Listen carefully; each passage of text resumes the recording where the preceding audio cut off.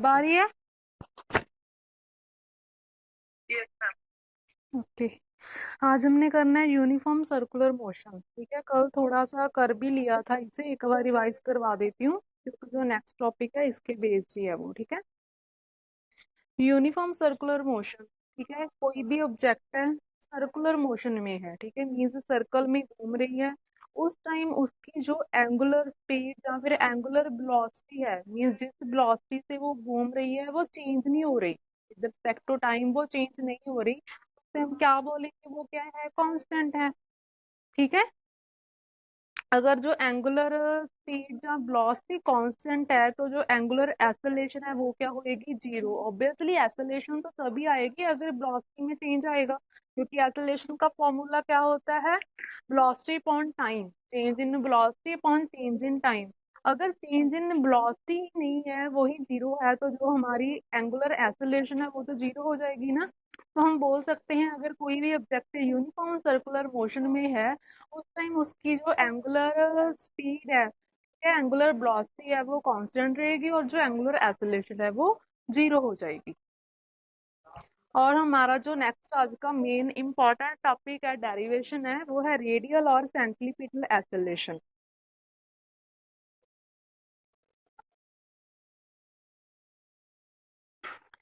इस टॉपिक को स्टार्ट करने से पहले मैं आपको थोड़ी सी टर्म है जो वो क्लियर करना चाहती हूँ, सेंट्रीपिटल एक्सेलरेशन क्या होता है। ठीक है, सेंट्रीपिटल एक्सेलरेशन सेंट्रीपिटल फोर्स से आया। सेंट्रीपिटल फोर्स क्या होती है, ठीक है, कोई भी ऑब्जेक्ट है अगर वो सर्कुलर मोशन में घूम रही है, उस टाइम जो फोर्स लगती है, ठीक है, वो क्या होती है, जो उसका सेंटर होता है सर्कल का, उसके टुवार्ड लगती है, मीन्स सेंटर के जो उसका, मैं आपको ड्रॉ करके बता रही हूँ, ऐसे वर्बली नहीं आएगा। जैसे ये है सेंटर, इस सर्कल में मूव कर रही है जो ऑब्जेक्ट है, ठीक है, इस टाइम जो भी फोर्स है जो सेंटर की तरफ लगेगी ऐसे, उसे हम सेंट्रीपिटल फोर्स बोलते हैं। मींस जो फोर्स ऑब्जेक्ट को सर्कुलर मोशन में रहने की हेल्प कर रही है, ठीक है, उसे हम सेंट्रीपिटल फोर्स बोलते हैं। सेंट्रीपिटल फोर्स का कोई अपना कोई नेम नहीं है, कोई अपनी उसकी डेफिनेशन नहीं है। जो भी फोर्स, ठीक है, सेंटर की तरफ लग रही है, सर्कुलर मोशन के केस में जो भी फोर्स सेंटर की तरफ लग रही है, उसे हम सेंट्रीपिटल फोर्स का नेम दे देंगे। अगर वन फोर्स है तो एक ही फोर्स होगी सेंट्रीपिटल फोर्स, अगर टू है दोनों का एडिशन सेंट्रीपिटल फोर्स होगी, अगर थ्री है तो तीनों का एडिशन सेंट्रीपिटल फोर्स होगी। मीन्स हमने सिर्फ ये चेक करना है कि सेंटर की तरफ कौन सी फोर्स लग रही है, वो सेंट्रीपिटल फोर्स होती है। और सेंट्रीपिटल फोर्स के बिना कोई भी ऑब्जेक्ट सर्कुलर मोशन में नहीं आ सकता। जैसे हम जब जाते होते हैं, ठीक है, तो टर्न लेते हैं एकदम से, जब हम टर्न लेते हैं जो हमारा व्हीकल है वो थोड़ा सा बेंड हो जाता है, ठीक है, वो किस लिए बेंड करते हैं, हम सेंट्रीपिटल फोर्स के लिए। वो हमारा नेक्स्ट चैप्टर है, उसमें सारा हम क्लियर करेंगे वो। ठीक है, फिलहाल मैंने आप, अभी भी कट रही है, कुछ भी नहीं सुनाई दिया जो मैंने बोला।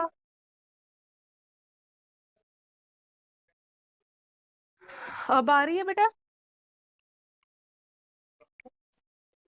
ओके, तो सेंट्रीपिटल फोर्स डिस्कस कर रहे थे हम। ठीक, जस्ट रीड करती हूँ जो भी मैंने लिखा है, ठीक है। Net force towards centre is centripetal force, मैंने जो मेन मेन पॉइंट्स थे वो लिखे हैं centripetal force and centripetal acceleration के रिगार्डिंग। ठीक है, फर्स्ट पॉइंट क्या है, net force towards centre is centripetal force. मैंने आपको ऑलरेडी समझा दिया कि जब कोई भी ऑब्जेक्ट सर्कुलर मोशन में है, उस टाइम सेंटर की तरफ जितनी भी फोर्सेस लगेंगी सभी का जो प्लस होगा उसे हम सेंट्रीपिटल फोर्स बोलेंगे। सेंट्रीपिटल फोर्स कोई खुद कोई फोर्स नहीं है, खुद की कोई डेफिनेशन नहीं है, जो भी फोर्स सेंटर की तरफ लग रही है वो सेंट्रीपिटल फोर्स ही होती है। ठीक है, और यही आपका सेकंड पॉइंट है, यानी force which attracts the object towards centre is known as centripetal force. इसकी एग्जांपल हम एटम भी ले सकते हैं बेटा। जैसे एटम में क्या होता है, जो पॉजिटिव चार्ज है सारा वो सेंटर में होता है, जो इलेक्ट्रॉन्स हैं वो उसके इर्द गिर्द घूमते हैं, ठीक है। जो इलेक्ट्रॉन्स हैं वो सेंटर के अराउंड कैसे घूमते हैं, अगर सेंटर उसको अट्रैक्ट कर रहा है इलेक्ट्रॉन्स को, ठीक है, तो उसमें भी सेंट्रीपिटल फोर्स का केस आता है। ये सेंट्रीपिटल फोर्स लग रही है टुवर्ड्स द सेंटर, इसीलिए जो इलेक्ट्रॉन है वो घूम रहे हैं सर्कुलर मोशन के, ठीक है। इलेक्ट्रॉन के सर्कुलर मोशन के पीछे घूमने का कारण सेंट्रीपिटल फोर्स ही है, जो वो पॉजिटिव जो चार्जेस हैं वो लगा रहे हैं। जहां तक क्लियर है सभी को term centripetal acceleration. Very good morning बेटा। सेंट्रीपिटल फोर्स समझ में आ गया बेटा सभी को?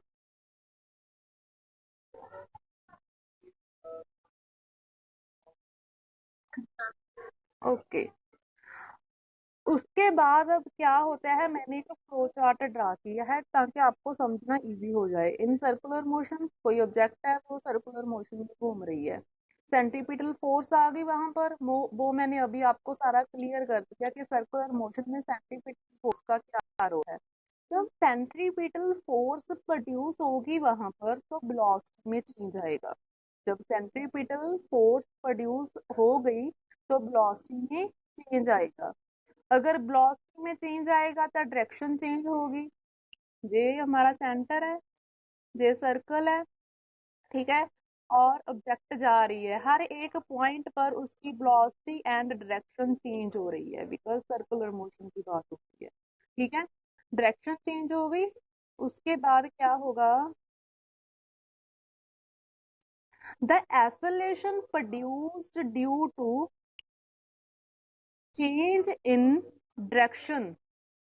जो एक्सेलरेशन डायरेक्शन के चेंज होने के कारण प्रोड्यूस हुई है उसे हम सेंट्रीपिटल एक्सेलरेशन बोलेंगे। सेंट्रीपिटल क्यों? क्योंकि फोर्स कौन सी लग रही थी, centripetal force. Object circular motion में थी, सेंट्रीपिटल फोर्स प्रोड्यूस हुई, इसीलिए वो सर्कुलर मोशन में घूम रही है। सेंट्रीपिटल फोर्स, आवाज नहीं आ रही, एक मिनट बेटा।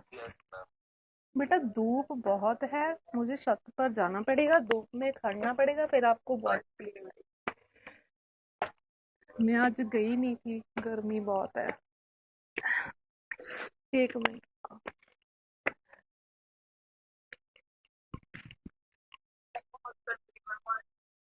कोई बात नहीं बेटा। अब आ रही है?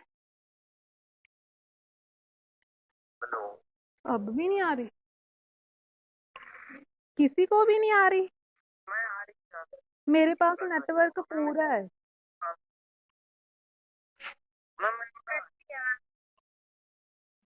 बेटा आपके पास नेटवर्क कम ना हो, एक बार आप चेक कर लो, अपनी प्लेस चेंज करके देखो। अब भी कट रही है? अब इसके अलावा तो मेरे पास कोई सोल्यूशन भी नहीं है। अब क्लियर है?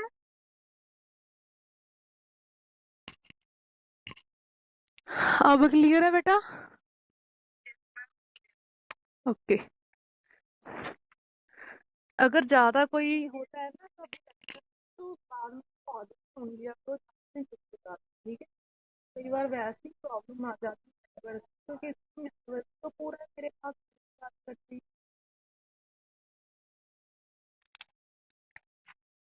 जैसे तो हम क्या कर रहे थे, सर्कुलर मोशन, कोई ऑब्जेक्ट सर्कुलर मोशन, अगर वो सर्कुलर मोशन में है तो क्या पड़ी कि वहां पर सेंट्रीपिटल फोर्स, सेंट्रीपिटल फोर्स कौन होती है, जो टुवार्ड्स द सेंटर लगती है, कोई भी फोर्स उसको सेंट्रीपिटल फोर्स होते हैं, जो ऑब्जेक्ट को सर्कुलर मोशन में रहने में हेल्प। अगर सेंट्रीपिटल फोर्स प्रोड्यूस होगी तो सर्कुलर मोशन में है ऑब्जेक्ट, हर एक पॉइंट पर वेलोसिटी है वो change, अगर वेलोसिटी चेंज हो रही है तो डायरेक्शन भी चेंज होगी। The acceleration produce due to change in direction. जो एक्सेलरेशन डायरेक्शन के चेंज होने के साथ प्रोड्यूस हुई, उस एक्सेलरेशन को हम सेंट्रीपिटल एक्सेलरेशन बोलते हैं। और हमने जो नेक्स्ट डेरिवेशन करनी है, हमें ऐसा ही एक ऑब्जेक्ट लेना है, तो सर्कुलर मोशन है, उसकी हमने सेंट्रीफ्यूगल एक्सेलरेशन निकाली, और जो हमारा उसका रिजल्ट आएगा वो ये वाला आएगा। अगर आपने डायरेक्ट याद रखना हो, अगर नहीं रखना पड़ेगा ही, ठीक है, काम आएगा जो आप फॉर्मूला के न्यूमेरिकल कि जो सेंट्रीफ्यूगल एक्सेलरेशन होती है उसका जो फॉर्मूला है v स्क्वायर अपॉन r होता है, और v is equal to r omega होता है। उसकी वैल्यू पुट करने के बाद रिलेशन बन जाता है, और यही हमें डिसाइड करना है next derivation. Is it clear for? Okay, next थोड़ा सा जो डायग्राम है आपको आपकी बुक में से explain करवाऊंगी। आप बुक यूज कर सकते हो, साथ में कर सकते हो, ठीक है। हमारे पास क्या है, consider that an object is moving along a circular path of radius r with the uniform angular speed omega in anti-clockwise direction। मान लो हमारे पास कोई ऑब्जेक्ट जो सर्कुलर पाथ में मूव कर रही है, जिस सर्कुलर पाथ में वो मूव कर रही है, और जो ऑब्जेक्ट है उसकी एंगुलर ओमेगा है, ठीक है, और उसकी जो दिशा है जिस डायरेक्शन में वो मूव कर रही है anti clockwise direction. Suppose that the object is initially at point A, diagram देखो साथ में। मान लो स्टार्टिंग में जो ऑब्जेक्ट है वो पॉइंट पर है, ठीक है, and reaches point P X Y. P हमने ऑब्जर्वेशनल पॉइंट ले लिया, मान लो वो पी पॉइंट पर पहुंची है एट टाइम टी। वो पी पॉइंट पर प्रेजेंट थी जो ऑब्जेक्ट है, उस टाइम जो टाइम था वो टी, ठीक है। तो अगर हमारे पास जो एंगल सी ओ एक्स है, ठीक है, वो थीटा ले लें, तो हमारे पास जो थीटा है उसकी वैल्यू ओमेगा टी आ जाएगी। Theta is equal to omega, ठीक है। ये कहाँ से आया फॉर्मूला, नेक्स्ट जो हमारा पार्ट है हम लोग,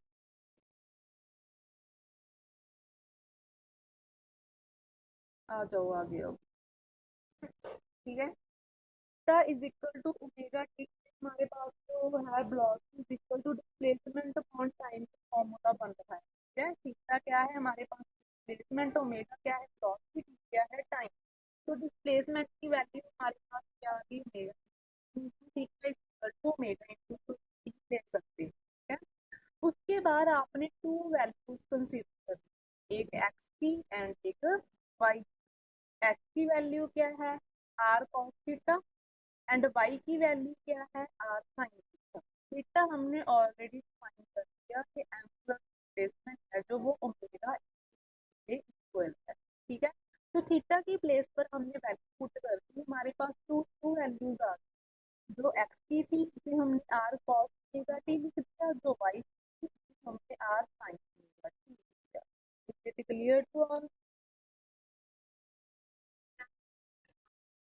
ओके, उसके बाद हम जब इसको पोजीशन वेक्टर की फॉर्म में लेना है, एक्स एंड वाई को जब हम पोजीशन वेक्टर की फॉर्म में लेंगे तो फॉर्मूला दे देता है। ये टू कोऑर्डिनेट की बात हो रही है जब हमने एक्स एंड वाई ही लिया। अगर तीसरे की बात होगी साथ में तो जेड ठीक है आ जाता है, ठीक है। हमारे पास सिर्फ एक्स एंड वाई एक्स की बात हो रही थी, ठीक है, तो हमने एक्स एंड वाई ही। तो आई कहता है जो यूनिट वेक्टर है एक्स डायरेक्शन में, जो जे कहता है वो यूनिट वेक्टर है वाई डायरेक्शन में। तो हमारे पास जो आर वेक्टर है वो किसके इक्वल आ गया, एक्स आई कैप प्लस वाई जे कैप। जो आर वेक्टर है वो हमारा क्या है, पोजीशन वेक्टर, और इसकी प्लेसमेंट भी हो। तो हमारे पास अब एक्स की वैल्यू भी है, वाई की वैल्यू भी है, दोनों वैल्यू इस इक्वेशन में देंगे। एक्स की वैल्यू क्या है, R cos omega T put कर दी, साथ में आई कैप ऐसे ही लिख लिया, plus R sine omega T जो वाई की वैल्यू थी पुट कर दी, जे कैप ऐसे ही लिख लिया।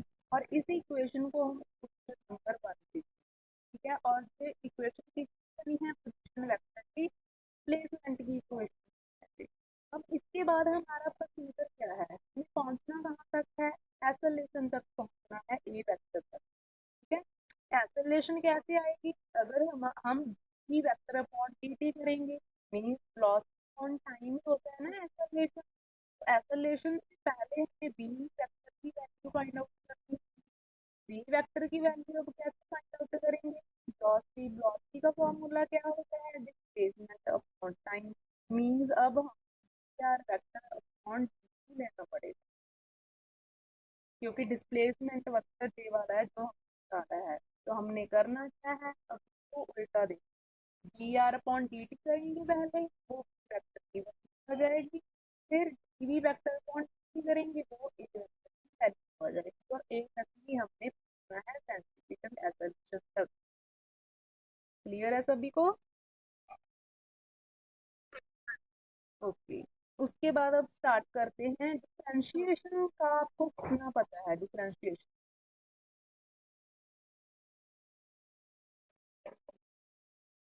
Just plus one class. Okay. जैसे कॉस की साइन होती है, साइन की कॉस होती है, पता है फॉर्मूले थोड़े बहुत? हाँ, वही वही यूज होते हैं। ठीक है, अगर हमारे पास एंगल है, एंगल की आधी करनी होती है, वो कंसेप्ट क्लियर है? ओके, वही यूज होना है बस इसमें। ठीक है। जैसे वी वेक्टर है, तो वी की वैल्यू कैसे निकालेंगे? V R vector upon D करके, जो डी बाई डी है, डिफरेंशिएशन को रिप्रेजेंट करता है। मीन्स हमने जो सारी डिफरेंशिएशन वेक्टर को टी करनी है। तो मैंने टर्म्स को स्प्लिट कर दिया, मैंने थोड़ा वाइड करके लिख दिया था, ताकि जो मेडिकल के स्टूडेंट्स हैं उन्हें कोई प्रॉब्लम ना हो, जो नॉन मेडिकल के हैं वो भी ठीक कर सकते हैं। तो स्प्लिट कर लिया पहले, डी बाई डी टी इसके साथ लिख लिया मैंने, डी बाई डी के साथ लिख लिया। ठीक है। अब हमने ये चेक करना है कि जो एलिमेंट है वो कौन है। जैसे डी टी, मीन्स सिर्फ और सिर्फ जो टी वाली टर्म है वही कंसिडर होगी, की डिफरेंशिएशन होगी, कोई एक्स्ट्रा टर्म है वो बाहर आ जाएगी एज अ कॉन्स्टेंट। ठीक है। जैसे इसी क्वेश्चन में हमारे पास r cos omega i cap है, जहाँ से आर एंड आई कैप दोनों बाहर आ जाएंगे, डिफरेंशिएशन सिर्फ और सिर्फ कॉस ओमेगा टी। और सेकंड टर्म में आर एंड जे कैप दोनों बाहर आ जाएंगे, डिफरेंशिएशन सिर्फ और सिर्फ साइन ओमेगा टी, क्योंकि इनके एंगल में टी है इसलिए। अगर टी ना होता तो इनकी नहीं होनी थी। ठीक है। उसके बाद मैंने छोटा सा जहाँ पर नोट डाल भी दिया था कि अगर आपको ना पता होता, अगर एंगल में एक्स के अलावा कुछ हो तो उसके आगे डिफरेंशिएशन होगी। ठीक है। जैसे साइन एक्स, अगर हमने साइन का जो डिफरेंशिएशन लेना है वो कॉस होता है, कॉस का लेना है तो माइनस साइन होता है। ठीक है। अगर एक्स के साथ कुछ हो होता है एंगल में, तो उसकी आगे फिर से डिफरेंशिएशन होनी। ठीक है। जैसे अब हम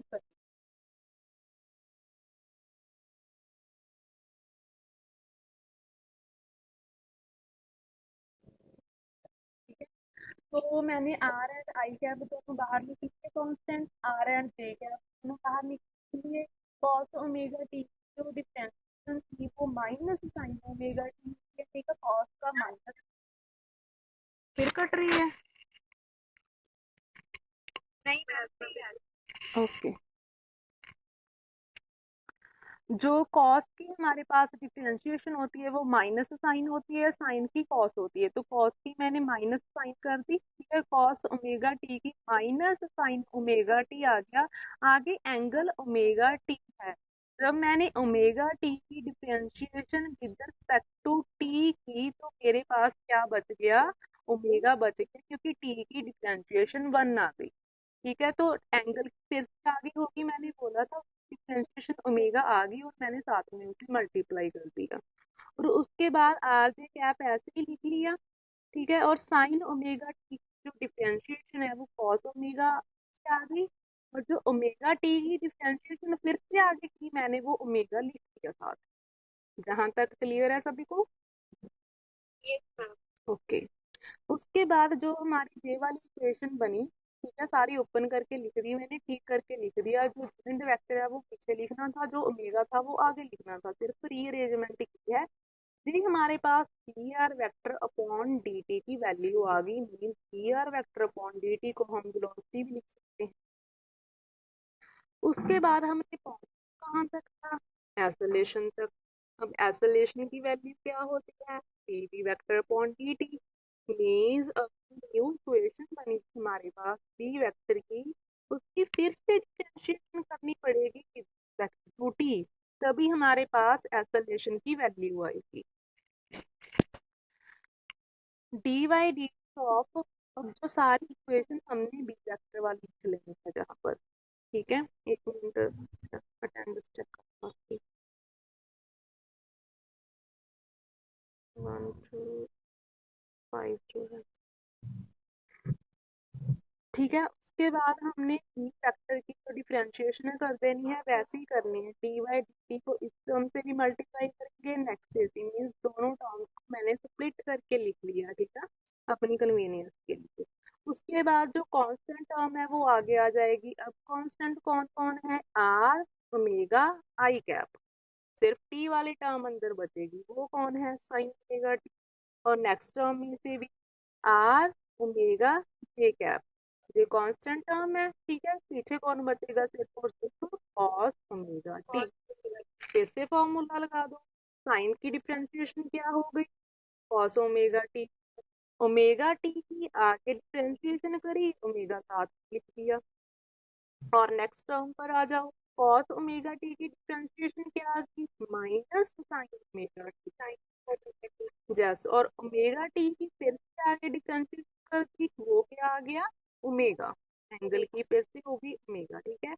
अब omega into omega, omega square आ जाएगा दोनों टर्म में से, बाकी और कोई चीज नहीं आया, ठीक है। ओमेगा स्क्वायर आ जाएगा जहां पर भी आगे किया, फिर इधर उसकी पारक डिफरेंशिएशन करनी पड़ेगी। जो आगे लिखा था वो तो जो फर्स्ट इक्वेशन में से आया था वही है, एज अ कांस्टेंट चल रहा है वो तो, ठीक है। जो दूसरी बार आया इसका एंगल नहीं किया फिर से, ठीक है। एक ओमेगा तो ऑलरेडी चल रहा था, उससे नहीं हमने कुछ भी किया। जे ओमेगा तो न्यू आया है इस इक्वेशन में, जब हमने साइन ओमेगा टी की डिफरेंशिएट, साइन की कॉस आ गई, ठीक है, कॉस ओमेगा टी। जो ओमेगा टी था साथ में टी वाला, इसकी फिर से ओमेगा आ गई साथ, एक ओमेगा ऑलरेडी चल रहा था, तो omega into omega, omega square आ गया, ठीक है। जो एंगल वाला ओमेगा है वो नहीं हम कुछ कर रहे, वो तो एंगल में है। Omega into omega, omega square आ गया, आई कैप पीछे लिख लिया मैंने, omega into omega, omega square आ गया, जे कैप पीछे लिख लिया, एंड प्लस माइनस माइनस हो गया। अब दोनों टर्म्स के आगे माइनस का साइन आ गया, माइनस ओमेगा स्क्वायर कॉमन निकाल लिया, ठीक है। जो अंदर बची इक्वेशन वो वही वैल्यू बन गई जो आर वेक्टर की थी, चेक करो। जब मैं पूरी इक्वेशन में से जो ए वेक्टर की इक्वेशन बनी है, ठीक है, उसमें माइनस ओमेगा स्क्वायर बाहर निकाल लेती हूँ, कॉमन निकाल लेती हूँ, जो अंदर इक्वेशन बचेगी ब्रैकेट में वो वही इक्वेशन है जो आर वेक्टर की थी, चेक करो जल्दी से।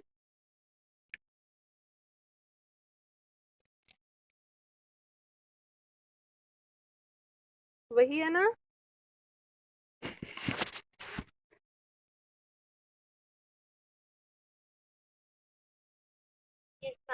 यस, तो उसकी प्लेस पर मैंने आर वेक्टर लिख दिया, और ये हमारा रिलेशन आ गया, a vector is equal to minus omega square r vector.